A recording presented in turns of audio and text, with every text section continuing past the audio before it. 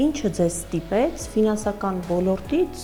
գաղթել դեպի քաղաքականություն։ Իրենց աթոռը պահելու համար փոփոխություն է կատարելու։ Ինչ ինքեր եք հանդում։ Օրինակ ներկայ իշխանությունը ասում է, որ հակառակը կառուցում է, խաղաղություն է բերում։ Ադրբեջանն ասում է դուք ճիշտ եք եղել Արմենիա, բայց դա քրիստոնյա թուրքերն են, դա մենք ենք, դա ձեր հետ կապ չունի։ Քոչարյանի ժամանակահատվածը Սերժ Սարգսյանի եւ Նիկոլ Փաշինյանի տնտեսական առումով երբ է եղել ամենաբարվոք վիճակը Հայաստանում։ Իշխանության ես համարել եմ Հայաստանի զարգացման խոչընդոտը, թիվ 1 խոչընդոտը պատնեշը։ Ի բացառվում, որ ձեզ տեսնենք օրինակ Հայաստան դաշինքում։ Փորձում եմ հավատամ, որ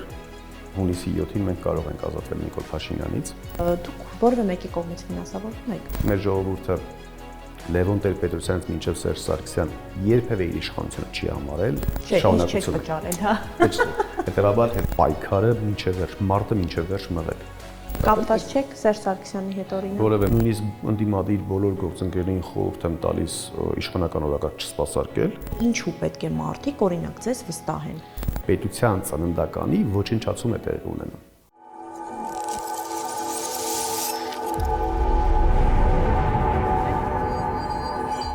Վերջին տարիներին շատ տարբեր ոլորտներից մարդիկ սկսել են գալ դեպի քաղաքականություն, ինչը պայմանավորված է մի շարք հանգամանքներով։ Ինչ հանգամանքներով այսօր մենք կքննարկենք այդ մարդկանցից մեկի Նայիրի Սարգսյանի հետ։ Ողջույն։ Այսօր իմ հյուրն է Հայաստանը ես եմ քաղաքական հասարակական շարժման ղեկավար Նայիրի Սարգսյանը։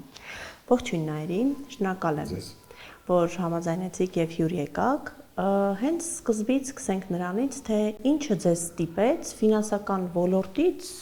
գաղթել դեպի քաղաքականություն։ Պատասխանատվությունը, բացառապես։ Ես մարդուն դիտարկում եմ հետևյալ կերպ. ով է անձը իր ծննդյան օրվանից, ինչպիսի ճանապարհ է ընտրել եւ ինչպիսի հաջողության է հասել։ Նախքան ճանապարհի ընտրությունը ինձ սաղն այն փուլից սկսած, ինչպիսին է իբրև զավակ, ինչպիսին է իբրև համայնքի ներկայացուցիչ, այնուհետև ընկերների հանդեպ պատասխանատվություն ստանձնածանց, այնուհետև ընտանիք եւ այսպես շարունակ։ Վերջին փուլը դրա, այսինքն մասնագիտական գործունեություն, բիզնես կամ այլ գործունեություններ, վերջին փուլը դա պետության հանդեպ բարձրագույն պատասխանատվության զգացումն է։ Այդ բարձրագույն պատասխանատվության զգացումը ինձ բերեց դեպի քաղաքականություն։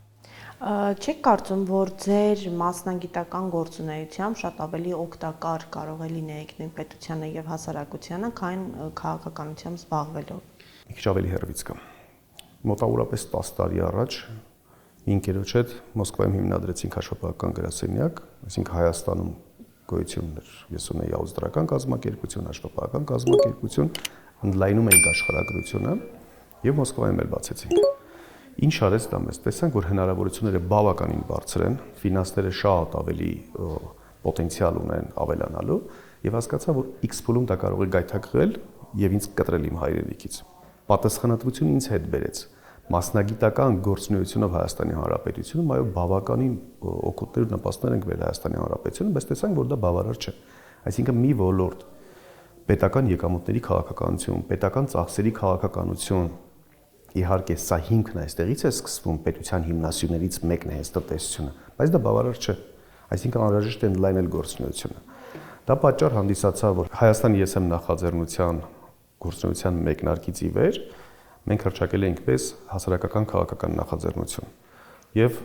գործունեության ամբողջ շղթան կառուցել ենք հենց այդ տրամաբանությամբ։ Այնուհետև տարեկան հաշվետվությունից հետո, գործունեության տարեկան հաշվետվությունից հետո հասկացանք, որ հասարակական գործիքակազմը շատ դեպքերում ուղղակի հնարավորություն չի ընձեռում պետության այս վիճակից անել։ Հետևաբար տրանսֆորմացրեցինք գործունեությունը քաղաքական հասարակության, որովհետև շատ խնդիրներ կախված են հենց քաղաքական լուծումներից, քաղաքական որոշումներից, քաղաքական դերակատարներից։ Հետևաբար եկավ մի փուլ, որ անհնար էր առանց քաղաքական գործունեության երկրի առջև ծառացած խնդիրների դեմ պայքարել կամ լուծել դրանք։ Իսկ ո՞նց եք պատկերացնում, օրինակ, շատ լավ, շարժում ստեղծելը հասկանալի է, ստեղծեցիք, վերաձևակերպեցիք, դարձրեցիք քաղաքական, բայց դա շատ քիչ է եւ քաղաքական որոշումների վրա ազդեցություն ունենալու համար պետք է նաեւ լծակներ։ Ո՞նց եք պատկերացնում այդ ուղին, այդ լծակներին հասնելու մեթոդները։ Մենք շատ հաջողակ պատմություն ունենք, 1.5 տարվա գործունեության մեջ բավականին հաջողել ենք։ Գործունեության մեկնարկից ի վեր սկսեցինք ըստ ոլորտների խնդիրների գույքագրում, այնուհետև դրանց լուծումների տրամադրում, պաշտոնական նամակով կառավարություն հասցեագրում։ Ինչ էինք անում մենք։ Պայմանականորեն X խնդրի գույքագրման պարագայում կամ հենց գյուղատնտեսության խնդիրների գույքագրման պարագայում նկարագրում էինք խնդրի էությունը, նկարագրում էինք դրա հնարավոր հետևանքները, այնուհետև լուծումը եւ ակնկալվող արդյունքը ինչ ենք ակնկալում սրանից ստանալու։ 20 մոտավորապես այդպիսի առաջարկ ուղարկեցինք, դրանց որոշները կատարվեցին։ Օրինակ, բիզնեսի բարելավման համար, որպեսզի պետությունը զարգանա, պետք է երկու ամուր հիմնասյուն։ Դա տնտեսությունն է եւ անվտանգությունը, առանց մեկը մյուսի գոյություն ունենալ ուղղակի չեն կարող։ Այնուհետև, եթե այս հիմնասյունները խարխլված են կամ գոյություն չունեն,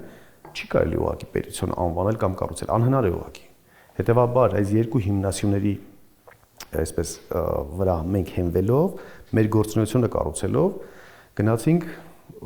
դրանց հիմնասյուներից մեկի ավելի միկրո մակարդակ բիզնես գործունեություն եւ տնտեսական գործունեության համար բարենպաստ դաշտի ձևավորման առաջարկներով հանդես եկանք։ Նամակով պաշտոնական դիմեցինք կառավարություն, ասացինք դուք քրեական օրենսգրքում ունեք 290 հոդված, որը Հայաստանում բիզնեսի զարգացմանը խոչընդոտում է, ներդրումների ներգրավմանը խոչընդոտում է, հետեւաբար պետք է 10 միլիոն դրամ շեմ գոյություն ունի այնտեղ քրեական գործերի հարուցման համար։ 10 միլիոն դրամ շեմը դարձել 50 միլիոն դրամ,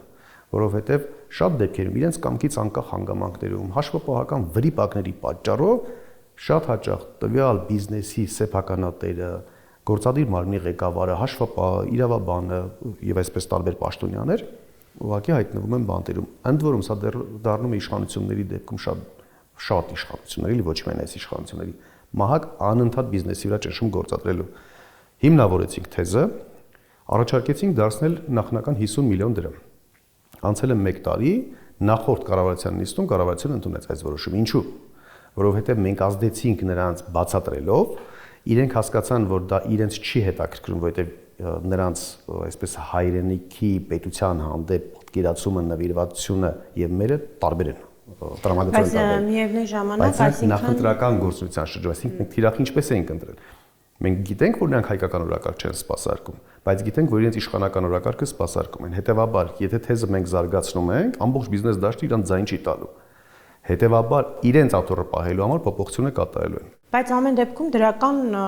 գործ արեցին, կարող ենք ասել։ Հա, բայց տեսեք մեր հաշվարկն է ուղղակի շատ ֆանտաստիկ։ Այսինքն մենք եթե գիտենք, որ այս մարդը հայկական օրակարգ չի սպասարկում, գիտենք առաջարկությունը չի կատարելու։ Իսկ որտեղից գիտենք, այ օրինակ կուզեմ դուք էլ բացեք, որովհետև շատ են քննարկում այս հարցը,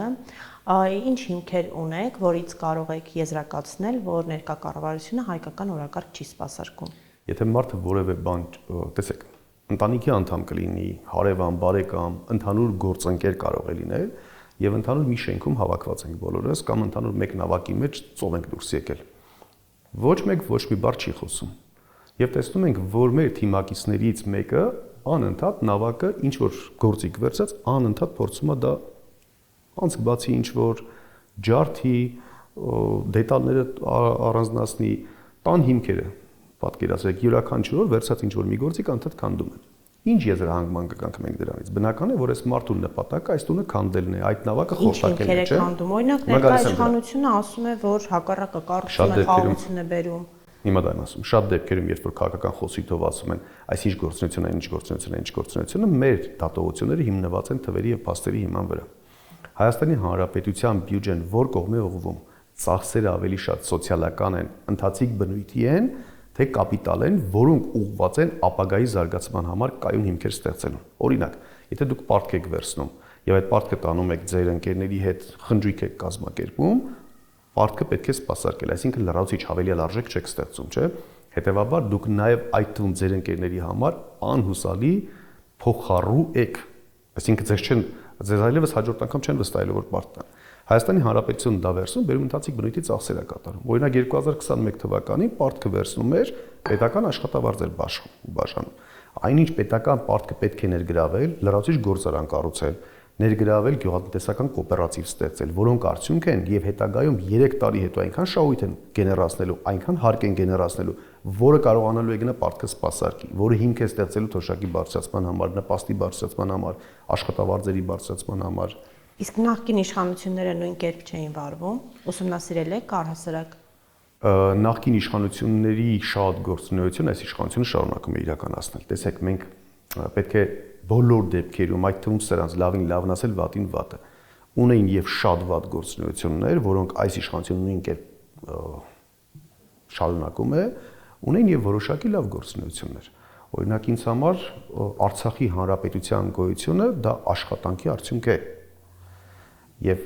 գիտեք, անկախ նախկին իշխանությունների աշխատանքի արդյունք է, թե ուղղակի այդ ժամանակ գեոքաղաքական տարբեր իրավիճակների արդյունքում էր Արցախը մնում հայկական։ Եթե մենք շարժվում ենք այս տրամաբանության, որ գեոքաղաքական ուղղակի տրամաբանությունն է բերել ինչ որ արդյունքի կամ հետևանքի, ապա Հայաստանի Հանրապետությունը պետք է ընդհանրապես իշխանություն չլինի։ Իրանք կորոշեն կանենք։ Հետևաբար սա յուրաքանչյուր իշխանության ներկա չի, այդ թվում իշխանությունը կարող է լինել անորակ, բայց նրա կադրային քաղաքականությունը որակյալ կարող է լինել, որակյալ կադրային քաղաքականության արդյունքում այդ թվում ներազդել գեոպոլիտիկ որոշումների վրա։ Ճիշտ կարողանալ կողմնորոշվել վեկտորները ճիշտ սլակներ անդադ ճիշտ ուղղությամբ ուղարկել։ Հետևաբար փաստերն են արձանագրում արդեն, փաստ կար Արցախը, կար, հիմա կա Արցախը, ոչ չկա։ Այսինքն եթե գնում ենք այս տրամաբանությամբ, ապա այո շատ գործունեություն ասենք, վարքագիծ ասենք, այս իշխանության եւ նախորդ իշխանությունների ժամանակ նույնական են եղել։ Իսկ տնտեսական առումով, եթե համեմատում ենք նախկին իշխանությունների, օրինակ վերցնենք Քոչարյանի ժամանակահատվածը, Սերժ Սարգսյանի եւ Նիկոլ Փաշինյանի, տնտեսական առումով երբ է եղել ամենաբարվոք վիճակը Հայաստանում։ Տնտեսական առումով վերջին տարիներին մի քանի տարի եղավ բավականին այսպես դեպի արդյունաբերությունն ուղղված տնտեսական քաղաքականություն, դա կախված էր կադրային քաղաքականությունից։ Մենք ունեցանք շատ լավ նախարարներ, ֆինանսների նախարար, էկոնոմիկայի նախարար, փոխվարչապետ, որոնք որ պրոֆեսիոնալ տնտեսագետներ եւ գիտակցում էին։ Ժամանակահատվածի մասին է խոսքը։ Երևի դա 16-ից 17 թվականների։ Վերջի Նիկոլ Փաշինյանի կառավարությունից առաջ վերջի մի քանի տարիներն են։ Այսինքն իսկ Ռոբերտ Քոչարյանի ժամանակահատվածը։ Ռոբերտ Քոչարյանի ժամանակվա տնտեսությունը, գիտեք, այստեղ եւ քննադատելու տեղ կա եւ պետք է մեղմ քննադատել, որովհետեւ ինչ էր տեղի ունենում այն ժամանակ, կար փլուզված տնտեսություն, հետ պատերազմյան երկիր, հետ խորհրդային երկիր, որի ամբողջ արդյունաբերական ներուժը կամ վաճառված էր, կամ շարքից դուրս եկած էր, եւ խաղադրույքը կատարվեց շինարարության վրա, այսինքն արտասահմանից գումարների ներգրավման եւ շինարարության իրականացման վրա։ Այնուհետև ժամանակին չկառավարվեց այս տեսությունը, այսինքն մեկնարկը կարող ենք համարել հաջողված, բայց ընթացքից արդեն շեղում գնաց, որովհետև եթե ճիշտ չես կառավարում, ճիշտ չես հոսքերը կապիտալիզացնում կամ հոսքերը այլ ուղղությունների վրա ուղղում, դուրս է գալիս օրինակ 2008 թվականի ճգնաժամ Հայաստանի Հանրապետությունում, այսինքն Ռոբերտ Քոչարյանի տնտեսական կառավարման հետևանքը եղավ 18 թվականի ճգնաժամը։ Ես ոնց հասկանում եմ, ձեր հիմնական ուղղվածությունը հենց տնտեսական քաղաքականությանն է վերաբերում։ Այս մասով դուք ինչպես եք պատրաստվում 2026 թվականի ընտրություններին մասնակցել, ինտեգրվում եք ինչ-որ դաշինքի մեջ, թե առանձին եք մասնակցելու, ձեր գաղափարները առկա կուսակցություններից որ մեկի հետ կարող եք իրագործել ըստ ձեզ։ Տեսեք, շատ դեպքերում գործունեությունը պետք է ինքնատապատակ չլինի։ Մենք հռչակել ենք գերական նպատակ Հայաստանի Հանրապետության հարատևման համար կայուն հիմքերի ստեղծումը, Հայաստանի Հանրապետության հզորությունը, անվտանգությունը։ Եթե մենք հարցնենք տարբեր մասնագետների, վերլուծաբանների, մտահոգանձանց գործիչների, մեկը կխոսի առողջապահության մասին, մեկը կխոսի որ կրթությունն է, մեկը մշակույթն է եւ այլն։ Բոլորը ճիշտ են իմիջայլոց։ Ուղղակի գոյություն ունեն առաջնահերթություններ։ Լավ կրթություն ունենալու համար մեզ ինչ է հարկավոր։ Փող։ Լավ առողջապահություն ունենալու համար, որակյալ առողջապահության համար ինչ է հարկավոր փող։ Անվտանգության համար ինչ է հարկավոր փող։ Հետևաբար մենք ինչքան էլ թվարկենք, պետք է հետ վերադառնանք տնտեսություն։ Բայց այստեղ ես չեմ կարող միայն խոսել տնտեսության մասին, որովհետև տնտեսություն եւ անվտանգությունը փող կապակցված են։ Այսինքն, եթե անվտանգություն գոյություն չունի, հետևաբար տնտեսական միջավայր չես կարող զարգացնել։ Սրանք այնպիսի փող կապակցված են, որ դուրս են գալիս հավնեձրից, թե ձունեավից, պարադոքսի մոտավորապես ընդգրկում են շրջանակի մեջ։ Դուք ընտրություններին մասնակցելու եք։ Ընտրություններին մասնակցելու ենք, համենայն դեպս ունենք այդպիսի որոշում եւ ընտրություններին մասնակցությունը ելնում է նախորդ տրամաբանությունից։ Մենք որքան ենք մեր նպաստը բերում մեր երկրի զարգացման, հետեւաբար եւ վերջին ժամանակահատվածներում անընդհատ մեր քաղաքական խոսիլը եղել է հետեւյալը. վարկանիշի արկա մակարդակ եւ վարկանիշի աճի պոտենցիալ։ Այսինքն մեր ուժը, ես, իմ ընկերները, թիմակիցները որքան վարկանիշ են այս ընթացքում ստացել, վստահություն են ստացել հասարակությունից եւ որքանի պոտենցիալ ունենք։ Տեսեք, քաղաքականության մուտքը իմ կամ քաղաքականության հիմքը էմոցիան է։ Ինչ ես դու զգում, ինչպիսի պատասխանատվություն ես զգում, այնուհետև հետագա գործունեությունը չի կարելի լինել էմոցիոնալ։ Եթե եղավ էմոցիոնալ, կունենանք Նիկոլ Փաշինյանի շատ ավելի վատ կառավարություն։ Դրա համար պետք է լինի սթափ քաղաքական հաշվարկ, սառը դատողություններով, տրամաբանական շղթաներով փոխկապակցված։ Այսինքն մենք գտնվում ենք հաշվարկի փուլում։ Մեր գործունեությունը շարունակում ենք, կունենանք վարկանիշի բավարար մակարդակ միայն ինքնուրույն մասնակցելու եւ հաջողություն գրանցելու համար։ Կգնանք ինքնուրույն։ Չենք ունենա, կգնահատենք ժամանակահատվածը, որքան ժամանակ ունենք աճի պոտենցիալը զարգացնելու։ 15 օր բավարար է 15 օր, եթե այո, ապա էլի կգնանք, եթե չէ, ապա հաստատ չենք գնա, կգնանք կոնսոլիդացիաների։ Ընդ որում մենք հիմա բոլոր քաղաքական, այսպես ասած, ուժերի հետ անընդհատ քննարկումների մեջ ենք։ Բոլոր ասելով ում նկատի ունեք ընդդիմադիր ուժերին, թե նաև իշխանությունը։ Իշխանությանը անկարելի է, որովհետև իշխանությանը ես համարել եմ Հայաստանի զարգացման խոչընդոտը, թիվ 1 խոչընդոտն ու պատնեշը։ Այսինքն նրա հետ նույնիսկ բան չկա քննարկելու։ Մենք նրա հետ ինչպես ենք աշխատել, տրամադրել ենք նամակ կամ իր գործունեության հանդեպ իրականացրել ենք խոչընդոտող ակցիաներ եւ մենք բացառապես այսպես ենք իշխանության փոխհարաբերվում։ Հետեւաբար պետք է ընդդիմադիր ճակատի հետ քննարկումներ Իսկ ընդդիմադիր ճակատում, այ օրինակ այս պահին մենք արդեն տեսնում ենք գծագրվում են այն ուժերը, որոնք մասնակցելու են ընտրություններին, դաշինքները ավելի շուտ։ Մի կողմում Հայաստան դաշինքն է, Ռոբերտ Քոչարյանը, մյուս կողմում Սամվել Կարապետյանը ուժեղ Հայաստան դաշինքով եւ Գագիկ Ծառուկյանը, հիմնական 3 խոշոր խաղացողները։ Այս 3 դաշինքներից որ ուժն է ձեզ ավելի հոգեհարազատ գաղափարական առումներով։ Տեսեք, մենք հասել ենք այնպիսի փուլի, որ գաղափարական համաձայնությունների վրա այլևս չենք կենտրոնացել, այլ հիմնական այսպես անհամաձայնությունները հարթելու տրամաբանությամբ ենք առաջնորդվում։ Հայաստանի տնտեսական զարգացման դոկտրինը, Հայաստանի տնտեսական զարգացման ներուժը, ասենք ես նստել վերջին 2 տարիներին իհարկե իմ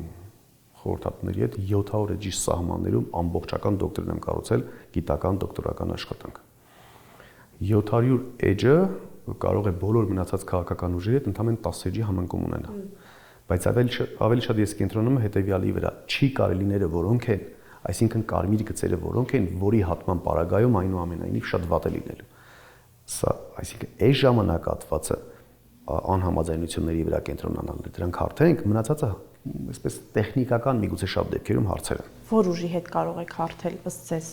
Չգիտենք, դեռ ունենք ժամանակ, դեռ դրա մեջ ենք։ Այսինքն եթե մենք ունենայինք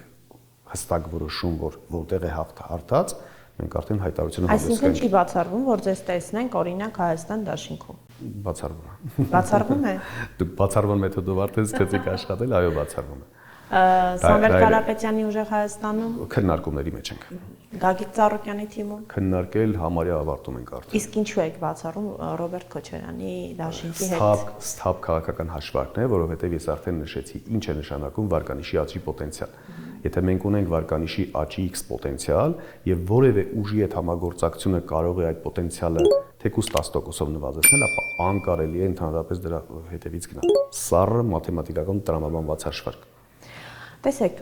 երբ քաղաքական դաշտում հայտնվում է նոր երիտասարդ, խելացի, պոտենցիալ ունեցող գործիչ, միանգամից տվյալ մարդուն կապում են տարբեր քաղաքական ճամբարների, օլիգարխների հետ, հա, քանի որ առաջանում է հարց, որտեղից ֆինանսավորում, ինչ միջոցներով են ծավալում այդ գործունեությունը, եւ հիմա ձեզ հարց եմ ուղղում, դուք որևէ մեկի կողմից ֆինանսավորվում եք։ Որևէ մեկ անհատ ոչ թե օլիգարխ, ոչ թե բիզնեսմեն եւ այլն, անհատ նույնիսկ փոքր կամ միկրոբիզնես չէ, որևէ անհատ թող գտնի որևէ մեկը ուժային կառույցները եւ ասեն, որ Հայաստանը ESM նախաձեռնությանը 1 դրամ փոխանցում է իրականացրել։ Բա ո՞նց եք ծախսերը հոգում։ Մենք աշխատող մարդիկ ենք, արդյունք ստեղծող մարդիկ ենք եւ մեր կյանքի ընթացքում բավականին աշխատել ենք։ Ես եմ աշխատել, իմ թիմակիցներն են աշխատել եւ այլն։ Ընդ որում մենք այդպիսի մեծ ծախսեր չենք էլ կատարում։ Օրինակ, եթե ծախսեր նկատի ունենք լուսաբանումները, ապա կասկած կառաջանա, որ հենց մենք տրամաբանությամբ շարունակություն վճարել, հա։ Հետևաբար այդպես շատ ծախսեր չենք էլ կատարել մենք։ Այսինքն կատարել ենք այնքան ծախսեր, որքան մեր հնարավորությունը ներել է։ Դրա համար չենք կարողացել վարկանիշի աճի պոտենցիալ ճիշտ օգտագործել։ Հենց սա է եղել գլխավոր պատճառը։ Տեսեք, այս կուզենայի մի փոքր քննարկենք այս հարցը, որովհետև հենց սա է նաև հիմնական խոչընդոտը, որ նոր քաղաքականություն մտնող մարդիկ բախվում են։ Որտեղից է գալիս հասարակության մոտ այս մոտեցումը, որ եթե տվյալ մարդուն չեն վճարում, չի կարող այդ մարդը զուտ իր սկզբունքների, իր գաղափարները առաջ տանելու համար, թեկուզ հենց ինքը իր միջոցներով հոգա է ծախսերը։ Պրոպագանդայից բացառապես։ Այ ով է անում այդ պրոպագանդան ըստ ձեզ, իշխանությունը, թե ավելի շատ խոշոր ընդդիմադիր ուժերը։ Երկուսն էլ իրականացնում են, որովհետև եթե ուշադրություն ենք դարձնում տեղեկատվական հոսքերին, մենք տեսնում ենք, որ իշխանությունը կարող է հոսքերը ուղղել, X փուլում ընդդիմադիր դաշտից էլ այդ հոսքերը սկսեն գալ։ Եվ ժողովուրդը առօրյա հոգսերով անընդհատ զբաղված լինելով, անընդհատ տեղեկատվական հոսքերի տակ է ընկնում եւ մտածում է, լավ, ուրեմն այս մարդն էլ է, չգիտեմ, ես ինչի հետ։ Օրինակ ինձում հետ ասեք չեն կապել։ Էլ կապել են Քոչարյանի հետ, էլ Սերժ Սարգսյանի հետ, հետո Սամվել Կարապետյան, հետո Ծառուկյանի հետ, հետո նույնիսկ եղան դեպքեր Նիկոլ Փաշինյանի հետ կապելու։ Այսինքն ավելի վիրավորական կապ։ Կապված չեք Սերժ Սարգսյանի հետ օրինակ։ Որևէ մեկի հետ կապ չունեմ, իմ կապերի հետ կապված, եթե այսպես շատ հեշտ է չես ստուգել։ Այսինքն նույնիսկ ուժային կառույցներին չէ։ Հասարակությանը փոքր քաղաք, շատ փոքր պետություն, ցանոթությունները, մարդկանց շրջապատը բավականին մեծ ու լայն, այսինքն շատ հեշտ կարելի է դա այսպես։ Դե գուցե ձեզ տեսնեմ որևէ միջոցառման շրջանակներում, որտեղ մասնակցում են նաև Սերժ Սարգսյանի թիմակիցները եւ այդ օրվանից սկսեք կապվել օրինակ Սերժ Սարգսյանի հետ։ Դեպքեր եղել, դեպքեր եղել, օրինակ մենք Արման Աբովյանը իր թիմակիցների հետ ստեղծել է կամուրջ հասարակական նախաձեռնությունը եւ Հայաստան ես եմ նախաձեռնության հուշագիր ստորագրեցին համատեղ գործունեություն ծավալելու։ Այսինքն կան գործունեության ոլորտներ, որտեղ որ մի կազմակերպության ներուժը չի բավարարում, հատկապես ֆինանսներից ելնելով, եւ հաջորդ կազմակերպությունը կարող է այստեղ օժանդակել։ Մի կազմակերպություն պետք է ակցիա իրականացնի, մարդկային ներուժը չի բավարարում, հաջորդը կարող է օժանդակել եւ այն եւ այսպես շարունակ։ Թեկուզ քննարկում իրականացնել որոշակի ոլորտի զարգացման վերաբերյալ երկու կողմի մասնագետների ուժերի համախմբում իրականացնենք։ Արման Աբովյանի հետ այսպես մեր գործունեությունը հասարակական դարձավ, որ Արման Աբովյանը Ծառուկյանի գործընկերն է, հետեւաբար ես էլ Ծառուկյանի հետ եմ համագործակցում։ Այսինքն այս տրամաբանական շղթան անտրամաբանական ձևով կառուցեցի։ Դե դա տարածված մեթոդ է, որը բոլորի դեպքում է աշխատում։ Հիմա տեսեք, հասարակությունը շատ օբյեկտիվ պատճառներով ամեն անգամ վստահել է տարբեր ուժերի եւ հիասթափվել է փաստացի, նույն Նիկոլ Փաշինյանին 2018 թվականին մարդիկ դուրս եկան փողոց, վստահեցին, հավատացին եւ Նիկոլ Փաշինյանի մեջ տեսան այն փրկչին, ով պետք է գա եւ իրենց փրկի։ Այսօր մենք ունենք հիասթափության բավականին լայն ալիք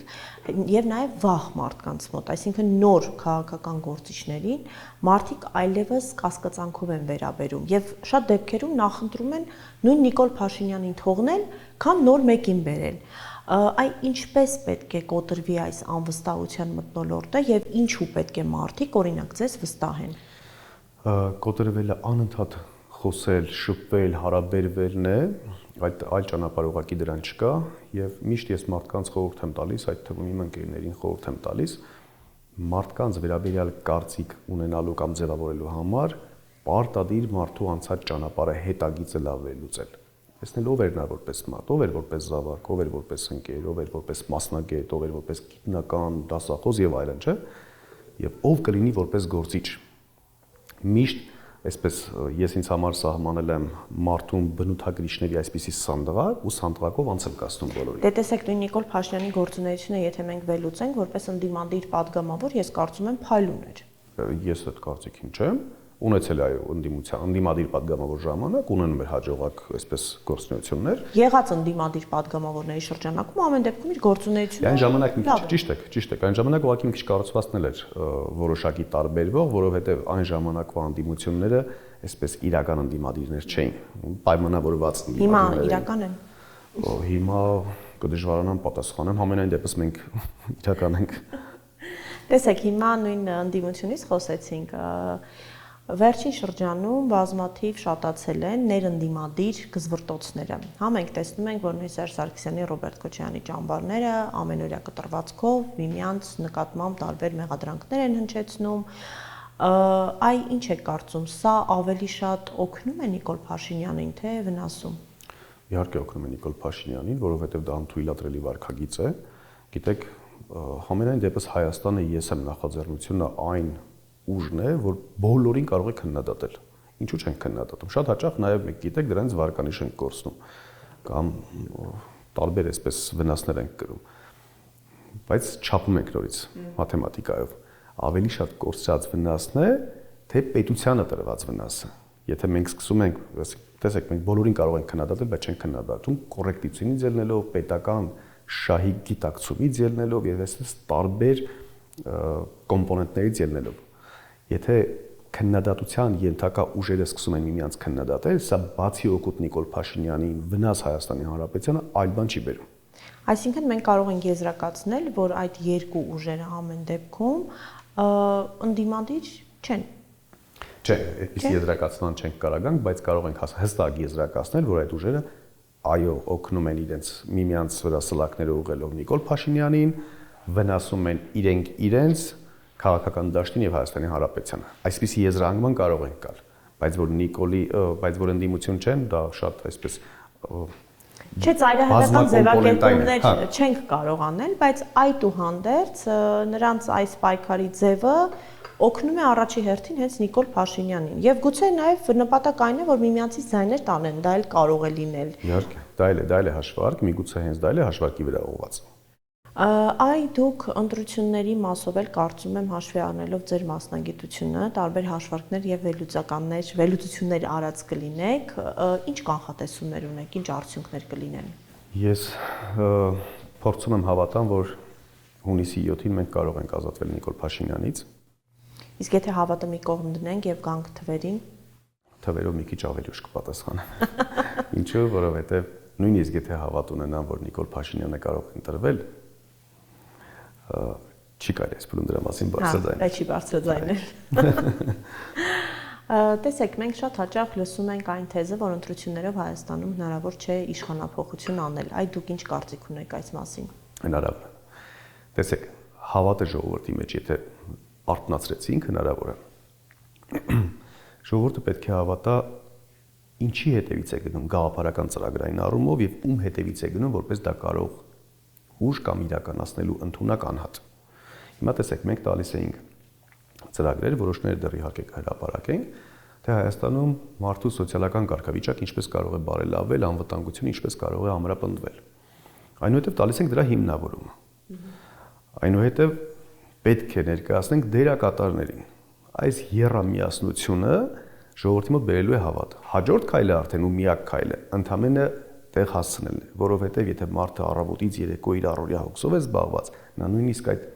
փոքրիկ, այսպես հոլովակը չի դիտելու։ Մեզ պետք է անհրաժեշտ է այդ հոլովակը հասցնել, անհրաժեշտ է հոլովակի վերաբերյալ անընդհատ խոսել։ Օրինակ տեսեք, կենսաթոշակների վերաբերյալ վերջին ժամանակահատվածում ամբողջ մեդիան խոսում է դրա մասին։ Չկա պատասխան որևէ ուժի կողմից, որ որտեղից այդ թոշակները, օրինակ իշխանությունը կանգնում ասում է, որտեղից փող չկա, ինչպես բարձրացնենք, այնուհետև ամբողջ մեդիաներով հասնում է հասարակությանը, մենք հետևից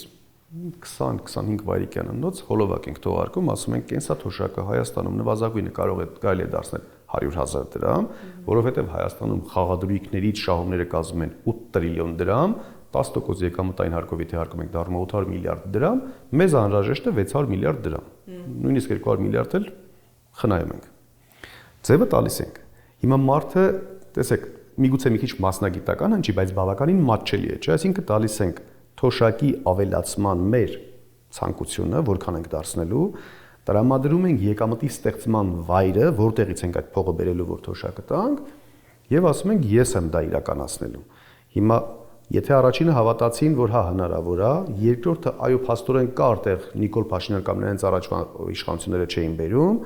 Նայիրի Սարգսյանին հավատանք, թե չէ։ Սա էլ է փուլ, որ պետք է հաղթահարենք, որովհետև իրապես դուք ճիշտ նկարագրեցիք, ինչպես հավատալ է, որովհետև մեր ժողովուրդը Լևոն Տեր-Պետրոսյանից մինչև Սերժ Սարգսյան երբևէ իր իշխանությունը չի համարել, եկեք որ ասած ծուռ նստենք, դուս խոսենք։ Նիկոլ Փաշինյանին մի պահ համարեց իր իշխանությունը ու հիասթափությունը այստեղ ասնապատկվեց, որովհետև ասում է, եթե նրանք մեր իշխանությունը չէին եւ մենք գտնում էինք, որ նրանք ընտրակերտիկներով իշխանության եկածներ էին, դժգոհ էինք, մեր իշխանության բերած անդը սարսափելի ավելի վատն է ու աղետաբեր է, հետեւաբար ելում հավատանք։ Տեսեք, այստեղ մենք նորից գալիս կանգնում ենք մի խնդրի առջև, որ նույնիսկ եթե ձեզ հավատան եւ փորձեն ձեզ վստահել, բայց այս փուլում, եթե դուք մեկ ուժով դուք չեք գնում ընտրություններին մասնակցելու, նորից խնդիր է առաջանում։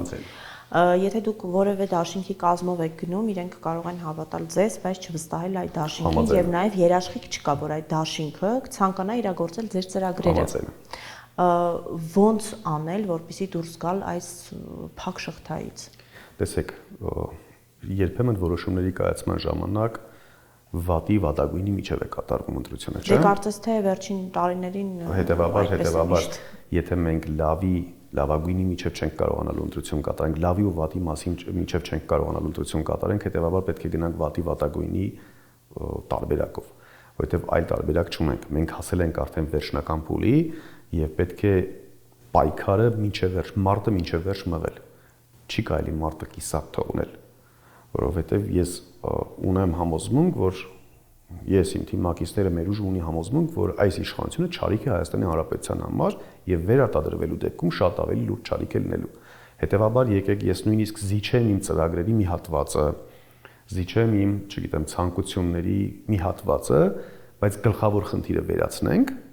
խոչընդոտը ապա մոնտաժենք, այնուհետև անցնենք հաջորդ քայլին։ Այստեղ նույնպես կա խնդիր, որովհետև վերացնելուց հետո ինչ եք անելու։ Տնտեսական մասով հասկանալի է, բայց մենք ունենք նաև Ադրբեջանի, Թուրքիայի հետ հարաբերություններ, մենք ունենք կորցված Արցախ։ Այս մասով ինչ քայլեր եք դուք ձեռնարկելու։ Խաղաղություն, որովհետև նույն իշխանությունը տարածում է այն թեզը, որ եթե մենք չլինենք, խաղաղություն չի լինի։ Դուք ինչ դիրքորոշում ունեք այս մասով, եւ եթե խաղաղություն, իրական խաղաղություն ո՞նց է լինելու, ինչ միջոցներով։ Իրական խաղաղությունը լինում է ներուժի զարգացումով Հայաստանի Հանրապետության, որ վերջին ժամանակահատվածում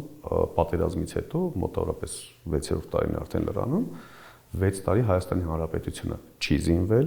ռազմավարություն չի զարգացրել, բանակի մարտական ոգին չասենք նույնիսկ չի ավելացել, նվազեցրել է, պրոֆեսիոնալիզմը թուլացրել է, սկսում ենք դրանց վերականգնելուց։ Այլ տարբերակ ուղղակի չկա։ Ոնց։ Տնտեսական ներուժից ֆինանսական միջոցները ուղղելով բանակի ռազմատեխնիկական իսկ գուցե դա հենց հանգեցնի պատերազմի, որովհետև մարդկանց մոտ այդ մտավախությունը կա։ Իրենք կարծում են, որ այս փուլում Ադրբեջանի հետ, այսպես ասած, բարեկամական եւ չզինվելու քաղաքականությունը շարունակելու դեպքում մենք չենք ունենա պատերազմ։ Դա պետք է զուգահեռ իրականացնել դաշնակցային հարաբերությունների ամրապնդումով, գեոպոլիտիկ եւ տարածաշրջանային քաղաքական խաղացողների հետ։ Այսինքն բոլորի շահերը դաշնակցային պատկերացնում ենք Ռուսաստանի Դաշնություն, Իրանի Իսլամական Հանրապետություն, Չինաստան, Ամերիկայի Միացյալ Նահանգների հետ հարաբերություններ պատկերացնում ենք հաշվի առնելով այս կոնֆիգուրացիան ինչ որ նշեցի, այսինքն որքանով է նրանց շահերի հակադրություն տեղի ունենում եւ որն է այն նուրբ թելը, որի հետ կարելի է համաձայնություն ձեռք բերել եւ շարժվել առաջ, որովհետեւ մենք այս գիտակցմանը գալու համար պետք է ունենանք էական վերլուծություն եւ բոլորի շահերի սթափ գնահատում ու գիտակցում։ Եթե մենք գիտենք, որ օրինակ մի գեոպոլիտիկ խաղացող Ռուսաստանի Դաշնությունը ինչ շահ ունի տարածաշրջանում, հաջորդ կամ առաջին գեոպոլիտիկ խաղացող ԱՄՆ-ն ինչ շահ ունի Հայաստանում, այնուհետև Չինաստանը ինչ շահեր է հետապնդում, ԱՄՆ-ի Չինաստանի հակադրությունները, այսպես ասեմ, կամ մրցակցությունը Ռուսաստան արևմուտք, հավաքական արևմուտք կամ Ամերիկայի Միացյալ Նահանգներ հակադրությունները բոլոր այսպիսի վերլուծության արդյունքներում գալիս ենք հասնում ենք մի նուրբ գծի, որի հետ կարելի է փոխառնչվել եւ ըստ այդմ կառուցել անվտանգային ու դաշնակցային ճարտարապետություն։ Օրինակ թրիփին դուք դեմ եք թե կողմ։ Թրիփի վերաբերյալ ես միշտ եմ կարծիք հայտնում, որ թրիփի վերաբերյալ պետք չի կենտրոնանալ, որովհետեւ նույնիսկ ընդդիմադիր բոլոր գործընկերներին խորհուրդ եմ տալիս իշխանական օրակարգ չսպասարկել։ Նիկոլ Փաշինյանը այդ թրիփի փաստաթուղթը ստացել է բացառապես իր խաղաղության ճարտարապետության ամրապնդման իբրև հիմք հետագայում հայ հանրությանը վաճառելու նպատակով, բայց թրիփի ճակատագիրը դեռևս այնքան անորոշ է, այնքան անհամաձայնություններ, տարաձայնություններ կա։ Թրիփի կառուցման համար այսպես ամբողջ նախագծային ճարտարապետությունը դեռևս գոյություն չունի։ Դրա շահութաբերության վերաբերյալ Ամերիկայի Միացյալ Նահանգները բավականին դժգոհություն ունի։ Թրիփը չի կարող մի պարզ պատճառով ուղղակի հենց այս պարագայում աշխարհքաղաքական վիճակում շահագործվել եւ իր, այսպես ասած, առաքելությունը կատարել, որովհետեւ Հայաստանի Հանրապետությունը այս պարագայում ինքնուրույն որոշում կայացնող չէ։ Հայաստանի Հանրապետությունը ԵԱՏՄ անդամ պետություն է։ ԵԱՏՄ պետության տարածքը, այսինքն Հայաստանի Հանրապետության տարածքը ԵԱՏՄ պետության տարածք է։ Հետևաբար, եթե որևէ պետական սահմանից գոյություն ունի անցողունակություն, սա կոչվում է մաքսային սահման, ոչ թե պետական սահման։ Մաքսային սահմանը Հայաստանի Հանրապետությանը չէ, ԵԱՏՄ-ին է։ Որոշումը պետք է ԵԱՏՄ-ում կայացվի։ Պատկերացրեցինք, այսինքն այնքան էստեղ կան շահեր, այսպես համաձայնություններ ձեռք բերելու բանակցային փուլեր եւ այլն, թրիփի ժամանակը չի իմա։ Տեսեք, դուք նշում եք նույն Ռուսաստանի Դաշնությանը որպես հիմնական դաշնակից, բայց մենք հասարակությունը նույն տեսավ, որ Արցախում Ռուսաստանի Դաշնության խաղաղապահ ուժերի աչքի առջև փաստացի Արցախը հայաթափվեց, այսինքն չկարողացավ Ռուսաստանը իրագործել իր այն առաքելությունը, որը որ ստանձնել էր։ Սա հանգեցրեց անվստահության խորը աճի հասարակության մոտ եւ ամեն անգամ երբ մենք իդեմս Ռուսաստանի փորձում ենք տեսնել դաշնակցի, առաջանում է հենց այս հարցը, շատ ճիշտ եք։ Ոնց է կարծում, ոնց պետք է մենք հիմնական դաշնակից նորից տեսնենք Ռուսաստանին այս պայմաններում։ Ինձանից ավելի դժգոհ մարդ չլինի Ռուսաստանից։ Ես էլ շատ դժգոհ եմ ու շատ հարցեր ունեմ իրենց։ Քիչ առաջ մենք խոսում էինք այլ երևույթի վերաբերյալ վատի եւ վատագույնի միջև ընտրություն կատարելու, այսինքն եթե ասում ենք Ռուսաստանի հետ, դա չի շնորհակալ, որ Ռուսաստանը լավն է, Ամերիկան վատը ոչ։ Ռուսաստանն էլ է վատ վերաբերվել մեր հանդեպ։ Մենք կարող ենք դա դնել այն կողմ, հիմնավորումներ հաջորդ մեկը կբերի այս կերպ, հաջորդ այլ կերպ եւ այլն, բոլոր դնում ենք մի կողմ։ Մենք ունենք ռեալ իրականություն։ Ռուսաստանը կանգնած էր, նայում էր, Թուրքիան ջարդում էր, սպանում էր։ Հիմա պատկերացրեք փողոցում կռիվ ենք անում, հարևաններից մեկը մեզ ծեծում է բառից բուն իմաստով, նույնիսկ մահակներով, հաջորդ հարևան նայում է։ Մենք ծեծողին ասենք դու մեր բարեկամն ես, նայողին ասենք ամոթ քեզ որ դու նայեցիր, այդպես էլ չեկար։ Միգուցե հարևանը գար ինքն էլ մի հատ խփեր, հետո ասենք չէ դու ես լավ հարևան, այսպիսի տրամաբանություն ինձ համար անընդունելի եւ անթույլատրելի է։ Այսինքն Հայաստանը կողքից դիտորդին, թեկուզ պարտավորությունները չկատարողին ավելի թշնամի, ավելի հակառակորդ է համարում, քան բուն իր հարձակված, իր տարածքները օկուպացրած, իր զավակներին սպանած պետության հետ։